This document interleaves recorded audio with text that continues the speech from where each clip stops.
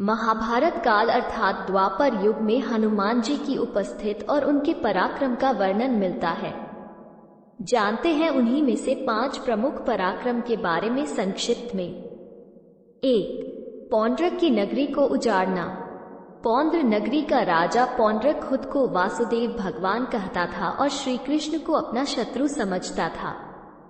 एक बार श्री कृष्ण की माया से उसके महल में एक कमल का फूल गिरा और उसने अपने मित्र काशीराज और वानरद्वित से पूछा कि ये कहाँ मिलेगा, तो काशीराज ने कहा कि गंधमादन पर्वत पर और वानरद्वित ने कहा कि मैं लेकर आता हूँ। हनुमान जी उसी दिव्य कमल सरोवर के पास रहते थे। श्री कृष्ण के आदेश पर हनुमान जी खुद ही वानरद्वित के बंदी बनकर पौंद्र नगरी पहुंच गए और उन्होंने वहां पौंड्रक को चेतावनी दी कि यदि तूने खुद को भगवान मानना नहीं छोड़ा और धर्म के मार्ग पर नहीं आया तो मेरे प्रभु तेरा वध कर देंगे। फिर हनुमान जी उसके महल को और उसकी नगरी को नष्ट करने पुनः गंधमादन पर्वत चले जाते हैं। बाद में बलराम जी वानरद्वित का और पौंड्रक का वध कर देते हैं। 2. भीम का घमंड किया चूर। एक बार द्रौपदी के कहने पर भीम में गंधमादन पर्वत के उस कमल सरोवर के पास पहुंच गया था जहां हनुमान जी रहते थे। हनुमान जी रास्ते में लेटे थे तो भीम ने उन्हें वहां से हटने का कहा।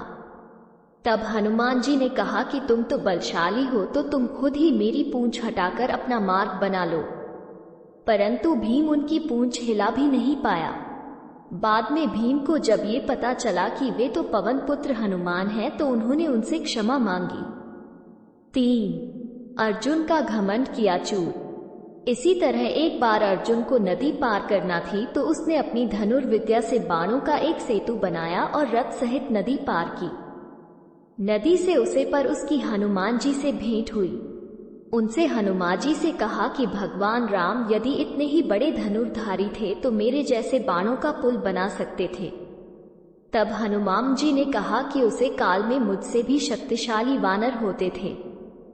ये बाणों का सेतु उनके भार से ढह जाता और तुम्हारा बाणों का सेतु तो मेरा ही भार सहन नहीं कर सकता। अर्जुन कहता है कि यदि तुम्हारे चलने से मेरे बाणों का सेतु टूट गया तो मैं खुद को सर्वश्रेष्ठ धनुर्धर मानना छोड़ दूंगा।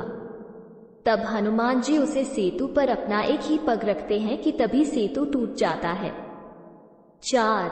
बलराम जी के घमंड किया था चूर। बलराम जी ने जब विशालकाय वानरद्वित को अपनी एक ही मुक्के से मार दिया था तो उन्हें अपने बल पर घमंड हो चला था।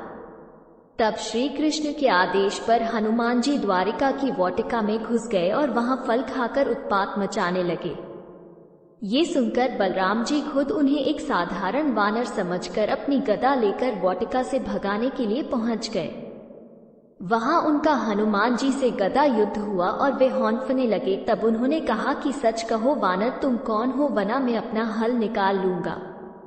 तब वहां श्री कृष्ण और रुक्मिणी प्रकट होकर बताते हैं कि ये पवन पुत्र हनुमान जी हैं।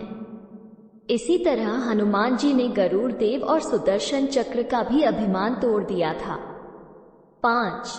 महाभारत युद्ध और हनुमान।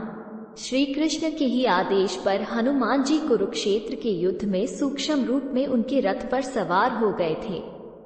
यही कारण था कि पहले भीष्म और बाद में कर्ण के प्रहार से उनका रथ सुरक्षित रहा, अन्यथा कर्ण ने तो कभी का ही रथ को ध्वस्त कर दिया होता।